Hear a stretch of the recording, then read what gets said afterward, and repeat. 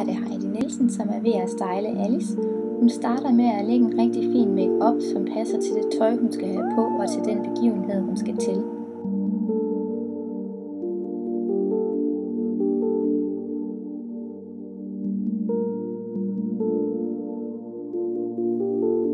Heidi laver krøller med glattejern, og her der starter hun først med at komme med stivelse i håret, og bagefter så kører hun glattejernet helt ude på kanten og ruller det rundt, så giver det nogle rigtig fine krøller. Det her er krøller, du også selv kan lave derhjemme.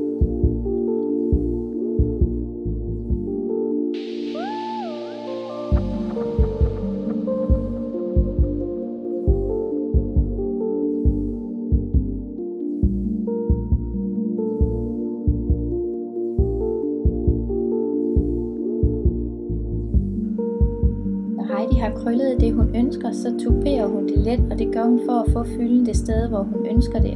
Her er hun ved at lave en fletning, og det bruges rigtig meget langårsopsætninger i dag, både i pandehåret og i siden og i nakken. Og her vælger hun så at tage alt håret op, så Alice har fylden op i nakken. Det kunne også have været på toppen, eller i den ene side, eller noget hår, der måske hænger løst. Det afhænger af, om man skal have en bar kjole på, eller en kjole med lidt krave, eller hvad det er, man skal signalere med sit look. Vi håber, at du kan lide resultatet her, og står du og skal til et arrangement, eller en fest, eller måske giftes, så står vi altid klar til at vejlede.